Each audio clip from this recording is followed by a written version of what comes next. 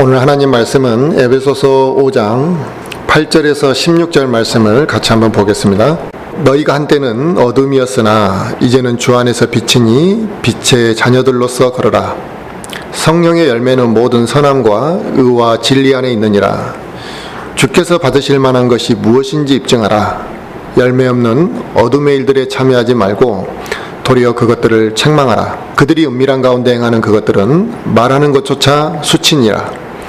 그러나 책망을 받는 모든 것은 빛으로 말미암아 밝게 드러나게 되나니 무엇이든지 밝히 드러나게 하는 것은 다 빛이니라. 그러므로 그분께서 이르시기를 너 잠자는 자여 깨어서 죽은 자들로부터 일어나라. 그리스도께서 내게 빛을 주시리라 하시느니라. 그런즉 너희는 주의하여 어리석은 자가 아니라 지혜로운 자로서 조심스럽게 걸어 시간을 되찾으라. 날들이 악하니라.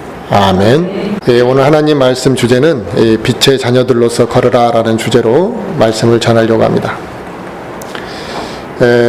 이 세상 사람들에게는 다 이렇게 좀 소박한 꿈이라는 게 있습니다. 그래서 이 꿈도 있고 또 이 젊은이들에게는 이제 비전을 추구하려고 하는 그런 마음이 있죠. 그래서 이 꿈이 있고 또 비전을 추구함으로 인해서 그 다양한 이 삶의 방식으로 사람들이 살아가고 있지만, 그래서 우리는 세상의 관점으로 볼 때 삶이 다양하고 다양한 길이 있다 이렇게 이야기를 할 수 있습니다. 하지만 성경적인 관점에서 우리 인생은 딱 두 가지 길밖에 없는 겁니다. 하나는 어둠의 길, 하나는 빛의 길. 사람은 인생의 길이 다양하다 생각할지 모르지만 성경은 그렇게 다양하게 표현하고 있지 않습니다. 어둠의 길이라는 것은 하나님을 알지 못한 채 영적으로 어두운 상태로 살아가는 그 길을 이제 어둠의 길이라고 성경은 말씀하시고 있습니다. 어두우니까 분별이 안 되겠죠. 그러니까 분별을 못하는 거죠. 어떤 게 옳은 것인지 어떤 게 틀린 것인지. 심지어는 자기가 걸어가고 있는 그 길이 어떤 길인지도 모르고 걸어간다 이거죠. 그래서 그건 어둠의 길이라 이렇게 성경은 말씀하시고 있습니다. 사람들이 자기가 어디서 왔는지도 모르죠. 그래서 그것을 철학으로 사람들은 난해하게 이야기합니다. 또 내가 왜 존재하는지도 잘 모릅니다. 그리고 또 내가 왜 살아가야 되는지에 대한 인식도 없습니다. 그러면서 사람들은 아침에 눈을 뜨면 일어났으니까 일하고, 또 일하고 들어오면 잠자고, 또 그 다음날 아침에 눈을 뜨면 일어났으니까 일하고, 또 일하고 나면 집에 들어오고 또 잠자고, 계속 하루 종일 그와 같은 일들을 하고 이렇게 반복이 되는 인생을 살아갑니다. 그래서 이들도 열심히 살아가는 거예요. 이 어둠의 길을 걷는 사람들도. 그런데 열심히 살아가는데 반복적인 행위들을만 습관적으로 할 뿐이지 인생이 진정한 목적이 뭐냐, 자기가 어디로 가고 있느냐, 이걸 모른다라는 거죠. 그러다 보니까 이들이 열심히 살고는 있는데 어떻게 살아가냐, 몸이 원하는 대로 살아간다 이거죠. 그래서 몸이 원하면, 오늘 즐기기를 원하면 몸이 즐거워하는 대로, 또 혼이 원하는 대로 살아가는, 그래서 혼이 원하는 대로 살아갈 때는 쾌락을 추구하는 대로. 그리고 삶의 목적도 단순히 눈앞에 보이는 그 길만을 바라보기 때문에 결국 그 삶의 목적도 이 세상에서 어떻게 하면 더 많은 것을 얻을 것이냐, 어떻게 하면 이 세상의 것들을 얻을 것이냐, 여기에만 모든 관심이 이제 맞춰져 있습니다. 그래서 이 세상에 믿지 않는 사람들, 어둠의 길을 걸어가는 사람들은 다 대개 보면 그들이 물질의 노예가 되어 살아간다. 근데 이 세상의 노예가 되어 살아가는 경우들이 매우 많습니다. 그래서 오늘 본문 말씀은 진리에 대해서 관심이 없고 세속적으로 살아가는 이 사람들에 대해서 열매 없는 어둠의 일들에 참여하지 말고 거기서 벗어나서 이제 빛의 길로 들어오라고 말씀하시고 있는 것입니다. 이 세상에서 구원받지 못한 사람들에게, 또 물론 구원받았다 할지라도 신앙의 자세가 바로 서 있지 않으면 그런 사람들에게 당신은 어디로 가느냐라고 하면은 굉장히 갈팡질팡하는 경우들이 많습니다. 또 이 세상에 믿지 않는 사람들에게 당신은 죽으면 어디로 갈 것 같냐고 이렇게 물어보면 정확하게 나는 죽으면 이렇게 갈 거다, 어디로 갈 거다, 뭐 하늘나라로 가게 될 것이야, 그 뭐 여러 가지 자기들만의 말을 정확하게 하지 못한다는, 막연하게 이야기하죠. 그저 막연하게 자기들은 죽으면 좋은 곳으로 가지 않겠느냐, 고민하지 않고 고민이 없는 곳으로 가지 않겠느냐. 또 어떤 사람은 죽으면 끝이다 이거예요. 뭐 죽으면 끝인데 뭔 의미가 있겠냐, 이렇게 말하는 사람도 있을 겁니다. 그런데 그들은 자기가 죽으면 이 세상보다 더 좋은 곳으로 갈 거라고 생각하지, 이 세상보다 더 나쁜 곳으로 갈 거라고 믿지는 않는 것 같습니다. 그런데 이 세상보다 더 좋은 곳으로 갈 것 같으면 빨리 가야 될 거 아니냐. 그런데도 그들은 죽음을 두려워하고 어떻게 하면 이 세상에 좀 더 오래 살아보려고 하고 또 이 세상에 대해서 강한 집착을 갖고 있는 것을 볼 수 있습니다. 왜 그런 현상이 일어날까요? 죽으면 지금보다 더 좋은 곳으로 갈 거라고 말을 하고 그렇게 생각한다면서 왜 죽는 것을 그렇게 두려워하고 세상에 대한 집착이 그렇게 강하겠느냐 이거죠. 결국 그들이 자기가 죽으면 편안한 곳으로 또 더 좋은 세상으로 갈 것이라는 확신과 믿음이 그들에게 없다라는 걸 보여주는 거죠. 그러나 우리의 소망, 우리 구원받은 성도들의 소망은 그와 같지 않죠. 우리는 구원받고 나면 반드시 하늘나라에 갈 거라는 확고한 믿음이 우리에게는 있습니다. 이 확고한 믿음은 우리에게 소망을 주는 것이거든요.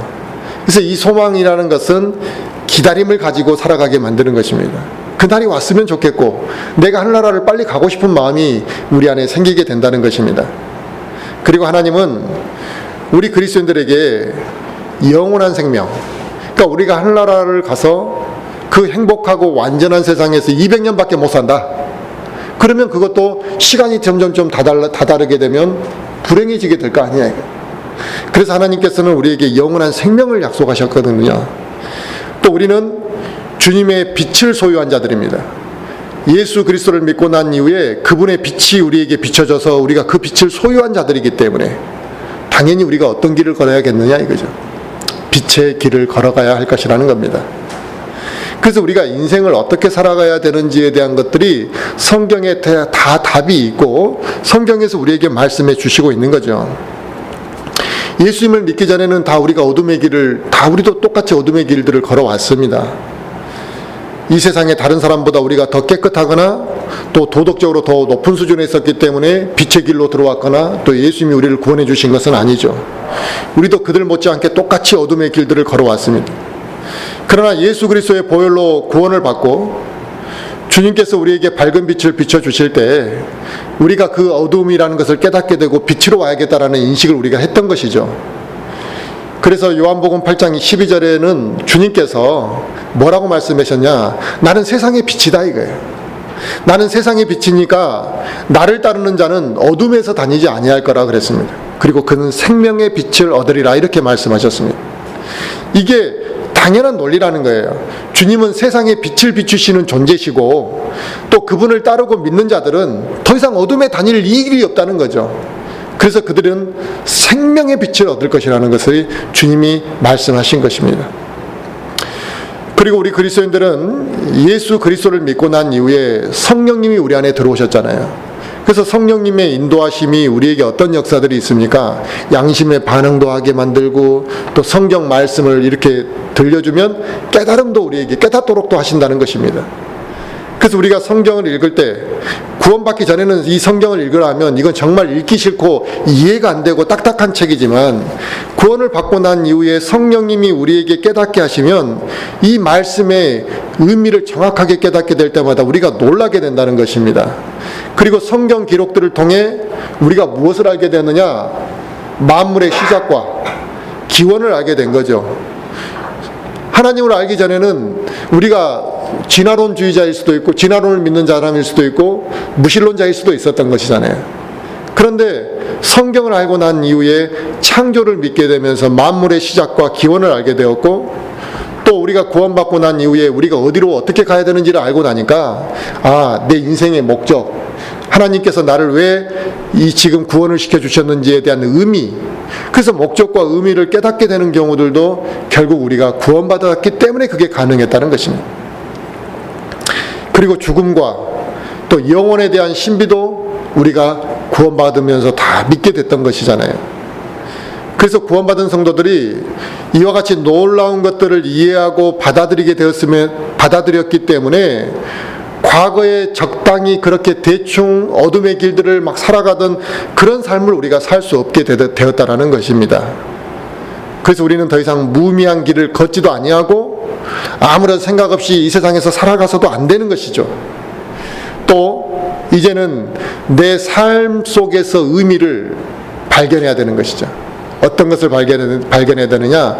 하나님께서 나와 함께 하시는 매일매일 순간마다 주님이 함께 하시는 것들을 통해 나에게 무엇을 오늘 또 허락하시고 내 인생에 무엇을 이끄시려고 하시는지를 우리가 발견해야 되는 것입니다. 그래서 하나님께서 우리에게 보여주신, 우리는 그 빛을 쫓아 살아가는 사람들, 그래서 빛의 자녀들이라고 우리를 부르는 것이죠. 이처럼 예수 그리스도께서 우리에게 주신 생명은 이제 본성의 어두움에서 빛으로 완전히 우리를 바꿔놓으신 것이거든요. 그래서 구원받은 그리스도인의 삶은 구원받지 않는 그 어두움의 자식들의 삶과 근본적으로 달라야 된다는 것입니다. 근데 우리가 구원받지 않는 사람들과 근본적으로 다르지 않다면 이게 문제가 있는 것이다 이거죠. 그래서 오늘 본문 말씀은 빛의 자녀인 우리 그리스도인들에게 뭐라고 명령하셨냐? 이제 그 어둠의 일들에 더 이상 참여하지 말라. 이제는 너희가 주께서 받으실 만한 것이 무엇인지 이제 입증하는 삶을 살라 이거죠. 그러니까 아무 생각 없이 사는 것이 아니에요. 어떻게 하면 주께서 내 인생을 받아주실 것인지 그것을 생각하고 고민하면서 입증해내는 삶을 살아야 된다는 것입니다. 그래서 이게 그리스도인의 이 빛의 삶, 빛의 길을 걸어가는 삶은 그냥 멍청하게 아무 생각 없이 살아가는 삶이 아니라 이거죠. 빛과 어둠은 하나가 될 수 없듯이 빛의 길을 걸어가는 빛의 자녀가, 하나님의 자녀가 어둠의 길을 걸어가는 것은 합당하지 않다. 그래서 과거에 그 어둠의 길을 걸었던 그 길로 다시 우리가 돌아간다는 것은 맞지 않다라고 말씀하시는 겁니다. 아무리 연약한 그리스도인이라고 할지라도요, 구원을 받고 나면, 구원받고 난 이후에 자기가 어둠의 길로 가려고 할 때 제일 먼저 갖게 되는 건 양심의 부담입니다. 성령님께서 그를 강하게 찌르시고 그에게 부담을 주시는 것인데, 그 성령님이 찔림을 주시니까 당연히 부담을 느끼고 괴로워할 수 있겠죠. 근데 그럼에도 불구하고 다시 과거의 길로 걸어가는, 그것은 왜 그런 현상이 일어나느냐?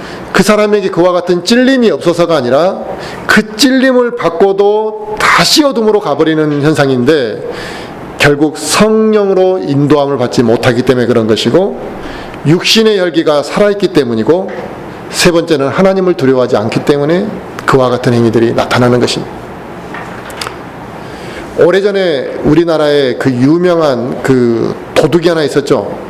그 이제 대도라는, 큰 도둑이라는 이 호칭을 들었던 이 조세영이라는 인물이 하나 있었는데, 사실은 그 사람은 남의 물건을 그 훔치는 도둑에 불과한 존재였는데, 그가 유명해진 이유는 뭐냐면 뭔가 좀 홍길동 같은 그런 사람처럼 비유가 된 거죠. 왜냐하면 부잣집만 골라서 도둑질을 했기 때문에. 그 사람이 의로워서 그건 아니잖아요. 부잣집에 가면 더 큰 것이 있으니까 부잣집을 갔던 건데, 뭔가 좀 부잣집만 훔치니까 그 사람이 좀 그래도 도둑 중에서는 좀 괜찮은 도둑이라 생각했는지 그 사람에게 대도라는 명칭을 줬습니다. 그래서 그 사람이 잡혀서 교도소에 갔잖아요. 교도소에 갔는데 그 사람이 어느 날 내가 예수님을 믿고 구원받았다. 그래서 이렇게 소개된 적들이 언론에 대서특필된 적들이 있습니다. 근데 그가 출소가 됐더니 이제 그가 어디서 잡혔냐? 일본에 가가지고 도둑질하다 잡혔다는 것이죠. 이게 오히려 국제적인 망신거리가 된 거잖아요. 그래서 그 사람이 다시 도둑질하다가 붙잡혀서 교도소에 복역이 됐습니다. 만약에 그 사람이 구원받은 그리스도인, 진정으로 예수 그리스도를 믿고 구원받았다고 한다면 자기의 그 행위에 대한 그 과거의 유혹이 찾아왔을 때 어둠의 길로 가지 말았어야 된다는 것이죠. 그 어둠의 길에 유혹이 왔을 때 분명히 성경은 책망하고 거기서 벗어나야 된다고 이야기를 했습니다. 그런데 그 사람은 그 어둠의 길을 책망하지 아니하고 그냥 자기가 그 어둠의 길로 돌아가 버렸다는 것입니다. 그래서 그의 삶은 어리석은 자로 전락했고, 그가 처음에 회개했다고 많은 간증들로 인해서 인정받았던 그 간증도 이제 인정해 줄 사람이 아무도 없는 거죠. 이게 간증을 잃어버린 거죠. 심지어 하나님의 복음의 가치도 땅에 떨어뜨려 버렸고, 하나님의 영광을 가리우는 아주 큰 죄를 또 짓게 된 것입니다. 만약 그 사람이 구원받은 사람이라고 가정한다면 그 사람이 빛의 자녀가 어둠의 길에 참여한 것인데, 그 빛의 자녀가 어둠의 길에 참여했을 때 어떤 결과를 보여주는지를 그 사람이 정확하게 보여주는 것입니다. 이처럼 어둠의 길은 빛의 자녀와는 어울리지 않습니다. 그건 악한 길이고 나쁜 열매를 맺기 때문에 우리 그리스도인들이 이 어둠의 길에 동참하려고 한다는 것은 매우 어리석고 잘못된 것임을 명심해야 할 것입니다. 하나님께서는 우리에게 그 빛을 비추신다 그랬잖아요. 그러니까 빛을 비추신다라는 것은 우리를 드러내게 한다는 것이거든요. 드러내게 하는 것이고, 또 그 빛에 있는 생명력은 열매를 맺게 하는 것이기 때문에 빛의 자녀들은 세상에서 당연히 아름답게 드러나야 되고, 그 우리 빛의 자녀들은 성령의 열매를 맺는 것이 정상적입니다. 계속 빛을 비춰줬고 생명의 빛을 비춰줬는데 열매를 맺지 못한다면 문제가 있는 것이라 이겁니다. 그러나 어둠의 길은 하나 사람들로 하여금 어리석고 잘못된 것들을 얻도록 만듭니다. 보이지 않기 때문에 실족하게 만듭니다. 그래서 그 길을 걷는 사람들은 세상에서 살아가지만 무엇인가 앞을 보고 살아가는 것 같지만 굉장히 헤매고 있다는 것이죠. 심지어 자기가 어디로 가는지를 모르고 있다는 것입니다. 그 어둠의 길은 한순간에 쾌락이 있을 수는 있습니다. 하지만 어둠의 길로 접어들게 되면 그 길은 더 이상 열매가 없는 길이고, 그 길은 성경에서 경고하고 있는 길이라는 사실을 우리가 기억해야 될 것 같습니다. 에베소서 5장 3절부터 6절을 한번 먼저 보시면, 에베소서 5장 3절부터 6절 제가 한번 읽어보겠습니다. 오직 음행과 모든 부정한 것과 혹은 탐욕은 너희 가운데서 한 번이라도 그 이름조차 부르지 말라. 그것이 성도에게 합당하니라. 또한 추잡한 것이나 어리석은 이야기나 희롱하는 말도 적합하지 아니하니 하지 말고 오히려 감사하는 말을 하라. 너희가 이것을 알거니와 음행을 일삼는 자나 부정한 자나 탐욕을 부리는 자 곧 우상 숭배자는 결코 그리스도와 하나님 왕국에서 아무 상속 유업도 받지 못하리라. 아멘. 첫째는 우리가 그런 부정한 것이나 이런 탐욕스러운 것은 단 한 번이라도 그 이름을 부르는 것조차도 합당하지 않다, 이렇게 이야기했습니다. 그러니까 우리 입에 들먹이지도 않아야 될 일이라 이거죠. 그러니까 우리가 이제 그 음행과 부정한 것들, 그 다음에 추잡한 것들, 어리석은 이야기는 적합하지 않다. 그러니까 우리가 막 그 아주 그 이제 뭐 야한 농담이나 또 세속적인 뭐 막 그 이제 조롱거리를 남을 조롱해가면서 하는 이야기들이나 이런 것들이 합당하지 않고 차라리 그런 말 할 바에 감사하는 말들을 더 찾아보고 말을 하라는 것이죠. 결국 이 어둠의 길들은 사망으로 이끄는 것이고, 또 빛의 자녀들이 이런 것에 참여한다는 것은 얼마나 조화가 이루어지지 않는 것인지를 성경은 말씀하시고 있습니다.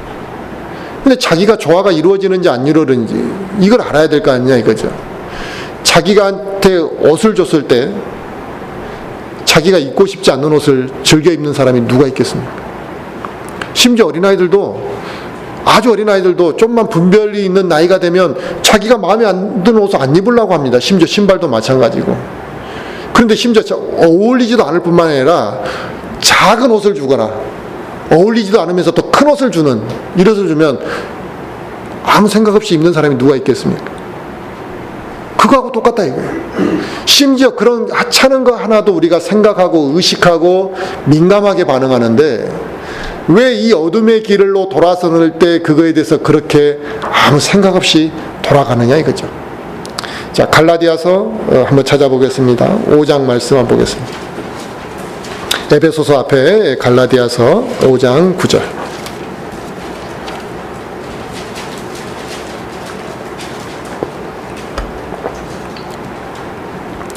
갈라디아서 5장 19절부터 21절까지 한번 보겠습니다. 갈라디아서 5장 19절부터 봅니다. 이제 육신의 행위들은 명백하니 이것들이라 곧 간음과 음행과 부정함과 세욕과 우상숭배와 마술과 증오와 불화와 경쟁과 진노와 다툼과 폭동과 이단파당과 시기와 살인과 술취함과 흥청됨과 또 그와 같은 것들이라. 내가 또한 전에 너희에게 말한 것 같이 이것들에 대하여 미리 너희에게 말하노니 그런 것들을 행하는 자들은 결코 하나님의 왕국을 상속받지 못하리라. 아멘. 어둠의 길로 들어선 자들, 이들이 구원받기가 사실 굉장히 쉽지가 않죠, 사실은요. 그런데 우리가 만약에 그 어둠의 길로 간다면 주님을 다시 만났을 때 받을 상급이 없다라는 겁니다. 그런데 그리스도인들이 이런 어둠의 길로 그래도 가는 사람들이 있다는 것입니다. 왜 돌아가느냐? 죄악을 너무나 가볍게 여기고 또 하나님을 두려워하는 마음이 그들 안에 없기 때문에 그런 거죠. 도리어 그것들을 책망을 하고 말씀하셨는데 그런 잘못된 것들을 행하면서 괜찮다고 말하고 또 자기가 그런 것들을 하면서 합리화를 하는 경우들이 얼마나 많습니까? 분명히 자기 양심에 꺼리낌이 있을 텐데 그 양심의 꺼리낌을 감추고 변명하고 합리화하고 스스로를 위로하면서 그렇게 살아가게 되면 결국 그 사람의 양심이 어떻게 되냐면 무뎌지는 것입니다. 그 사람의 양심이 무뎌지면서 점점 더 깊은 어둠의 길로 걸어가게 되는 것이죠. 인류 역사가 시작될 때 하나님께서 아담과 이브에게 명령하셨던 것은 뭡니까? 선악을 알게 하는 나무의 열매를 결코 먹지 말라는 것. 절대 먹지 말라는 것. 너희가 그것을 먹는 날에는 반드시 죽을 거라 그랬습니다. 반드시. 그럼에도 불구하고 마귀는 이브에게 뭐라고 이야기했냐? 결코 죽지 않을 거라고 이브를 유혹했습니다. 우리는 이게 매우 중요한 사건이라는 것을 기억해야 되겠죠. 분명히 하나님은 그게 죄라고 말씀하셨고 하지 말라 그랬는데 마귀는 그걸 반대로 뭐 이야기한다는 거예요. 괜찮다 이야기한다는 사실이죠. 지금도 어리석고 악한 자들은 그 잘못된 것을 행하면서 이건 죄가 아니라고 속인다는 것입니다. 괜찮다고 이야기한다는 것입니다. 이런 죄는 지어도 하나님이 용서해 줄 거라고 이야기한다는 것입니다. 이게 스스로를 속이는 것이죠. 이런 분별 없는 자의 행위에 넘어가게 되면 결국 마귀가 이브에게 했던 말, 너는 결코 죽지 않을 거라는 그 속임수에 속는 것과 동일한 속임수에 빠지는 것입니다. 이 어둠의 일은 빛의 자녀들이 갖고 있는 그 속성과는 정반대가 되는 것들입니다. 그러므로 우리 그리스도인들은 어둠의 일들을 가운데 있게 되면 우리는 죽게 합당하게 받아들여질 존재가 되지 못하는 것이죠. 죄악 가운데 있는 자를 하나님이 아름답게 사용하실 일이 있겠습니까? 그를 귀하게 쓸 수가 없는 것이잖아요. 그래서 하나님께서는 나를 존귀하게 사용하고자 하는데 내가 어둠의 길들을 걸어가게 되면 내 스스로가 존귀하게 사용받지 못하게 된다는 것이죠. 그러므로 우리 그리스도인들이 무엇이 주를 기쁘게 하시는지, 무엇이 주를 기쁘시게 하는 것인지를 분별하고 주를 기쁘게 하는 것들을 우리가 행하는 것이 중요하다 이겁니다. 그래서 우리가 에베소서 5장 오늘 본문에 보았던 10절에 분명히 그렇게 말씀하시잖아요. 주께서 받으실 만한 것이 무엇인지 입증하라 이렇게 말씀하셨습니다. 그러니까 내가 지금 하고 있는 일이 주께서 받으실 만한 것인가? 이걸 한번 생각해 봐라 이거죠. 지금 내가 하고 있는 그 모든 것들이 우리 그리스도인 안에는 성령님이 항상 거하시고 있는 상태 아닙니까? 그래서 이 성령님이 우리의 혼을 온전히 지배하게 되면 어떤 현상이 나타나냐면 그 성령님이 나를 지배하니까 그 성령님의 권능이 나타나는 거죠. 그러니까 성령님의 그 역사가 우리 안에서 나타나게 된다는 것입니다. 그래서 성령님의 역사가 내 안에서 나타나게 됨으로 인해서 자연스럽게 성령의 열매도 나타날 수밖에 없는 것이죠. 이 성령의 열매는 모든 선함과 의와 진리 안에 있다 이렇게 말씀하셨습니다. 즉 내가 어둠의 길에서 벗어나 나의 삶의 모든 것들이 선한 것과 의로운 것과 진리 안에 맞춰져 있다면 주님께서 받으실 만한 상태가 된 것이라 이거죠. 그런데 그리스도인들 중에는 믿음으로 의롭게 된다, 믿음으로 의롭게 된다는 걸 분명히 믿고 알고 있으면서도 의롭게 그것만 알 뿐이고 의롭게 행하는 것에 대해서는 또 전혀 관심이 없는 사람들도 있습니다. 그러면 구원받은 이후에 선을 행하는 것이 나쁜 것이냐? 나쁜 것이 아니잖아요. 그런데 구원받은 이후에 무엇인가 우리가 선한 행위를 하려다 보면 내 육신을 죽이고 절제해야 되는 것들이 있다 보니까 그걸 율법적으로 인식하는 사람들도 있습니다.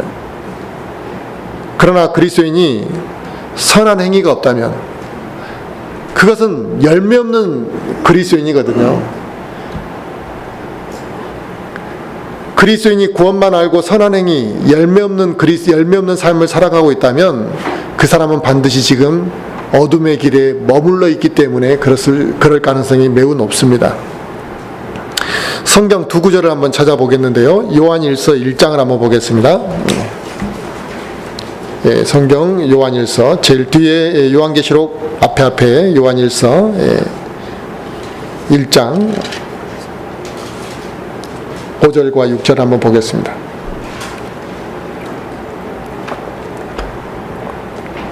요한일서 1장 5절부터 제가 읽습니다. 그런즉 우리가 그분에게서 듣고 너희에게 밝히 드러내는 소식이 이것이니 곧 하나님은 빛이시요 그분 안에는 전혀 어둠이 없다는 것이라. 만일 우리가 그분과 교제한다고 말하며 어둠 가운데 걸으면 우리가 거짓말하고 진리를 행하지 아니하느니라 그랬습니다. 아멘.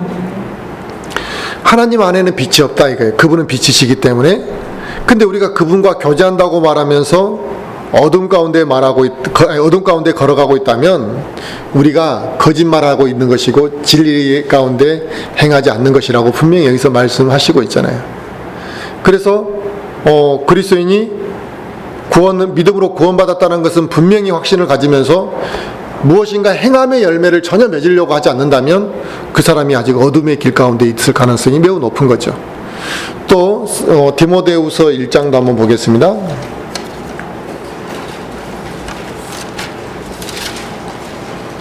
디모데후서 1장 13절 14절을 보겠습니다. 디모데후서 1장 13절 14절 제가 13절부터 읽겠습니다. 그리스도 예수님 안에 있는 믿음과 사랑 안에서 내게 들은 건전한 말씀의 틀을 굳게 붙들고 우리 안에 거하시는 성령님을 의지하여 내게 맡겨진 그 선한 것을 지키라 그랬습니다. 아멘. 그러니까 우리가 구원받고 나면 성령님을 우리가 의지해서 우리에게 맡겨진 그 선한 것들을 지키려고 하는 그런 우리 안에서 역사가 일어나게 된다 이거죠. 그래서 성경은 믿는 자들은 더 이상 어둠의 일들에 참여해서는 안 된다고 말씀하시는 이유가 여기 있는 것입니다. 우리가 과거에 행했던 그 어둠의 일들은 말하기도 부끄러운 것들이기에 우리가 그러한 것들을 보게 되면, 그런 것들이 우리에게 다가오게 되면 우리가 어떻게 해야 되느냐? 물론 피하는 것도 중요하지만 꾸짖고 책망해야 된다는 것입니다. 왜? 그러니까 이부도 사탄을 피하는 것만이 중요한 게 아니라 꾸짖고 책망했어야 된다는 거죠. 죄에 대해서는 꾸짖고 책망하는 것이 필요한 것입니다. 내 자신에 대해서도 내가 그 어둠의 길들로 계속 가려고 한다면 꾸짖고 책망했어야 되는 것이죠. 주님께서는 우리를 위해 자기 자신을 주님께서 내어놓으셨습니다. 그런데 우리는 주님을 위해 과연 지금 뭘 내놓고 있냐 이거예요.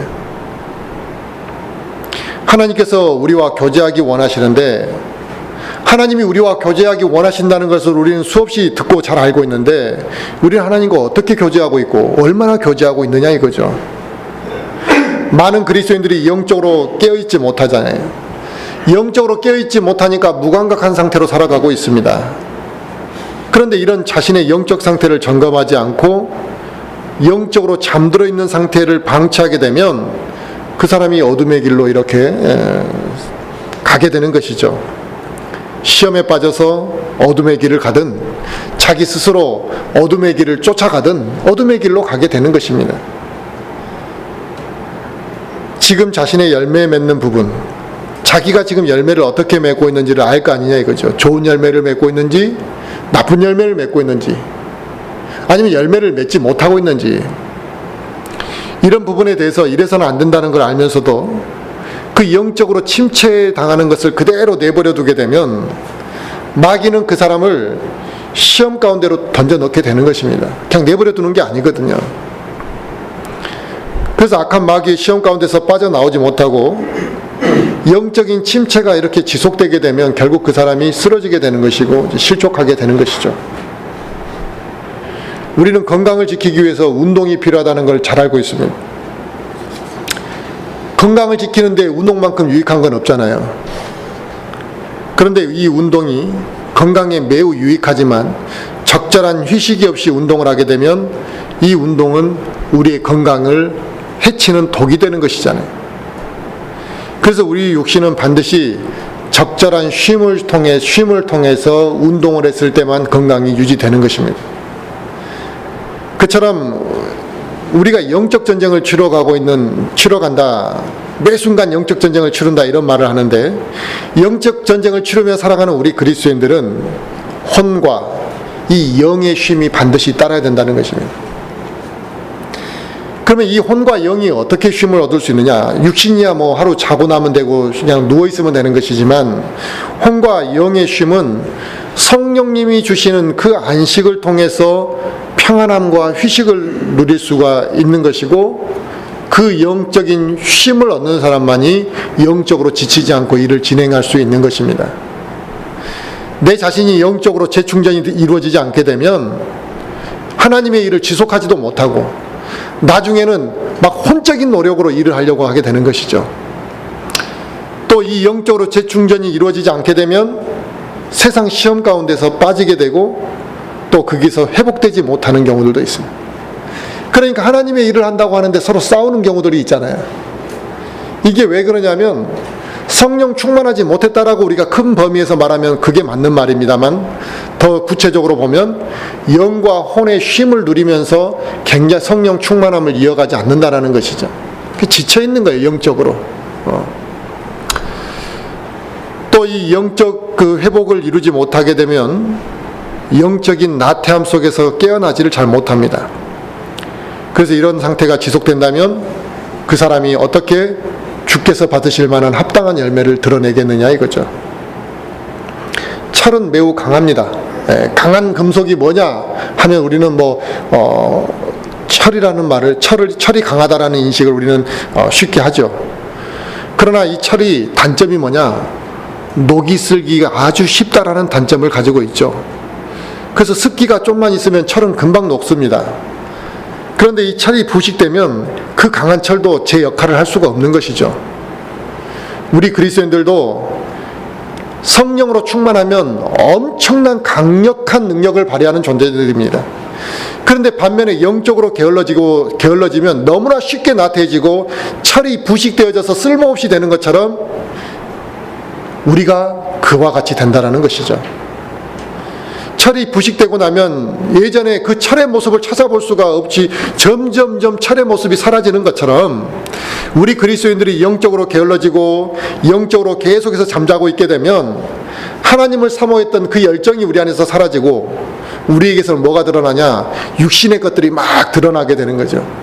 그러니까 구원받은 그리스도인들을 만났는데 그 사람에게서 영적인 열매를 보고 풍성한 교제가 있는 게 아니라 계속 서로 육신적인 이야기밖에 할 수 없으면 어떻게 되겠습니까? 그래서 오늘 에베소서 5장 본문의 14절에 너 잠자는 자여 깨어서 죽은 자들로부터 일어나라 이렇게 말씀하셨습니다. 일어나면 그리스도께서 빛을 주시겠다 이거죠. 그러므로 잠들어 있는 자들은 깨어나야 하고 어둠의 길로 접어든 자들은 회개하고 다시 빛의 길로 넘어와야 할 것입니다. 구원받은 그리스도인은 구원받은 그리스도인의 이 몸은 내 것이 아닙니다.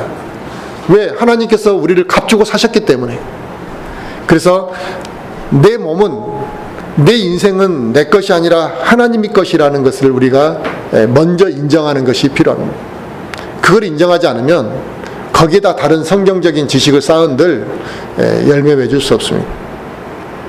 구원받은 이 순간 이 몸과 내 인생이 내 것이 아니라 하나님의 것이라는 걸 인정하고 이 몸을 사용함에 있어서 그러면 어떻게 사용해야 되겠느냐 이거죠. 하나님 것이니까 하나님을 위해서 사용해야 되는 것이 되는 거죠. 또 내 것이 아니니까 합당하게 사용해야 된다는 논리가 맞는 것이죠. 그런데 중요한 것은 내 몸만 하나님 것이 아니라는 것입니다. 내 삶이 하나님 거라는 거죠. 그러면 내 시간도 하나님 것이다. 하나님이 나에게 오늘 하루도 허락하셨다라는 것을 우리가 인정하지 않느냐가 매우 중요합니다.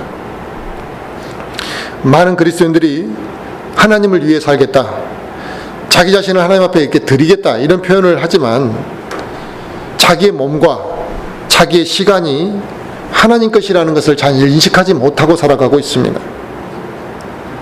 물질은 말할 것도 없고, 우리가 흔히 기초적인 신앙 공부할 때 물질은 하나님이 주신 것이고 물질은 하나님 것입니다라고 어린아이한테부터 우리가 그걸 교육시킵니다.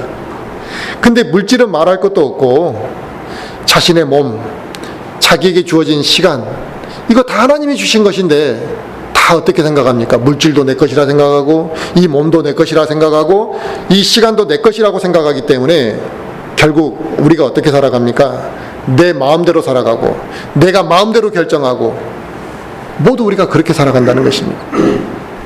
하지만 우리의 몸과 이 시간은 우리 것이 아니라는 것을, 구원받는 순간부터 우리 것이 아니라는 것을 우리가 인정하는 것이 중요합니다. 그렇기 때문에 자신의 시간을 사용함에 있어서 우리가 무의미하게 사용할 수 있냐 이거예요. 내가 누군가에게 월급을 주고 사람을 고용했어요. 그 사람이 하루 종일 놀고 있는데 내버려 둘 사람이 누가 있겠습니까? 또 내가 원하는 대로 일을 하지 않고 다른 방향으로 자기 마음대로 일을 한다면 그걸 내버려 둘 사장이 누가 있겠습니까?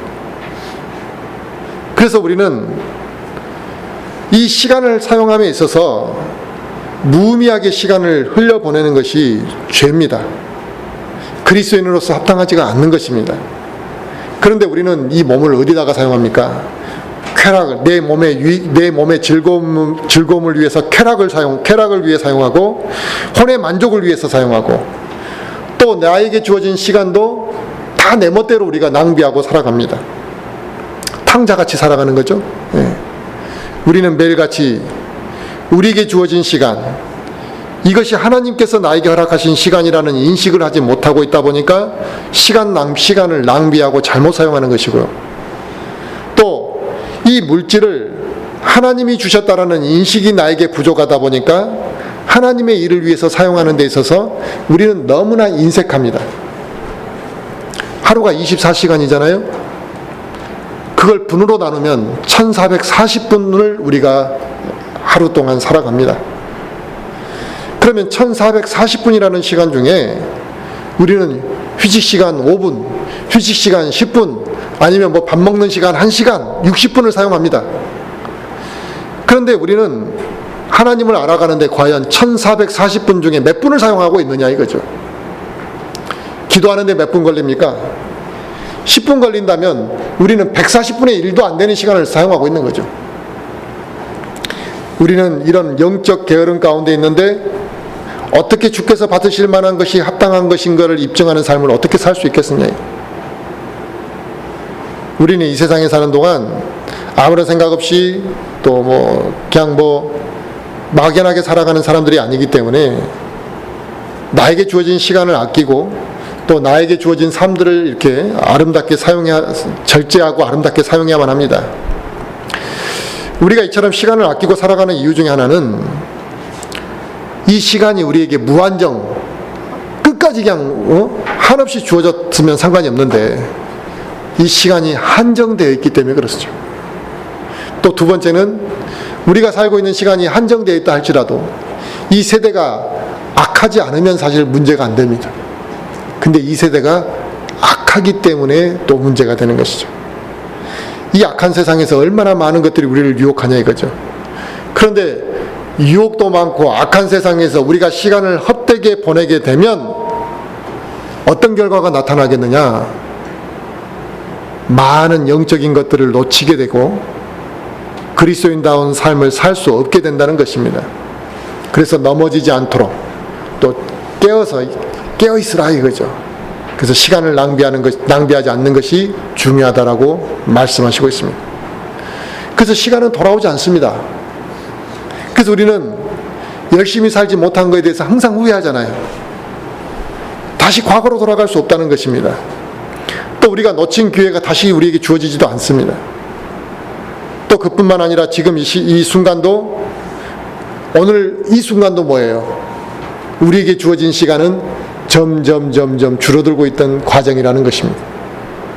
그러므로 우리에게 주어진 시간에 대해서 그 시간을 잘 사용하는 것, 그리고 그 시간을 사용해서 많은 것들을 얻는 것이 우리에게 중요한 것이죠. 그래서 전도서 12장 1절에는 이제 젊은 시절에 내 창조주를 기억하라 그랬습니다. 그러니까 한 살이라도 더 젊었을 때 하나님을 찾고 하나님을 기억하라는 것입니다. 곧 재난의 날들이 이르기 전에, 혹은 내가 말하기를 이 해들을 기뻐하지 아니하노라 하는 그런 해들이 가까이 이르기 전에 창조주를 기억해라 그랬습니다. 나중에 닥치고 난 다음에 아이고 그때 내가 잘할 걸 이러지 말라 이거죠. 이미 시간이 다 지나가고 난 다음에 죽을 때가 되니까 내가 시간을 낭비한 것에 대해서 후회한다면 이건 의미가 없다는 것입니다. 그래서 최대한 살아있는 동안 하루라도 빨리 주님의 뜻을 이해하고 주님의 뜻에 합당하게 걷는 것이 우리 그리스도인들에게 맞는 것이다라는 것을 말씀하시고 있는 거죠. 그래서 우리는 술을 먹어도 되냐 안 먹어야 되느냐 이런 논쟁할 시간조차도 우리에게는 아까운 것입니다. 사실은 우리가 술 취해서 시간을 낭비할 시간이 과연 우리에게 있느냐 이거죠. 정말 하나님을 바르게 섬긴다면 그런 어떠한 논쟁의 여지를 떠나서 내가 과연 술을 취해서 있을 시간적인 여유가 있느냐 이거예요. 또 그뿐만이 아니라 그런 쓸데없는 이야기 가지고 서로 논쟁할 시간조차도 우리한테는 여유가 없다 이거죠. 그리스도인이 술 취함에 빠지는 이유는 뭐겠습니까? 성령 충만하지 못하니까 술 취함에 빠지는 거죠. 육신의 행위 중에 포함된 이 술 취함은 육신의 그 악한 행위 중에 포함되는 겁니다. 이 술 취함은. 근데 이 술 취함을 문제 삼는 이유 중에 하나는 뭐냐? 그 술 취하는 것으로 끝나는 게 아니라 또 다른 육신의 죄를 짓도록 만든다는 것입니다. 그래서 술 취하기 전에는 멀쩡했던 사람이 술에 취하고 나면 전혀 다른 사람이 돼가지고 술의 힘을 빌려서 엉뚱한 일들을 한다는 것이죠. 또 이 술 취함은 방탕함과 무절제함과 과도한 언행과 이것과 매우 밀접한 관련이 있습니다. 그러므로 그리스도인은 술 취함에서 벗어나야 되고 게으른 자들은 게으름에서 벗어나는 것이 성경에서 우리에게 말씀하시는 것입니다. 하나님께서는 하나님의 자녀인 우리 모두가 주께서 받으실 만한 합당한 일꾼들로 다 드러나기를 원하시는 것이지 몇 사람들만 하나님의 일꾼으로 드러나기를 원하시는 게 아니죠. 즉 빛의 자녀가 되었기 때문에 빛의 자녀가 되었으면 빛의 자녀로서 합당한 길을 걸어라 이거죠. 빛의 길을 걸으라는 거죠. 이제 열매 없는 어둠의 일들은 참여하지 않아야 될 뿐만 아니라 입으로 말하는 것조차 수치스러운 거라 이거는. 게으름에 빠져 사는 것, 이건 악한 겁니다. 이건 어리석은 겁니다.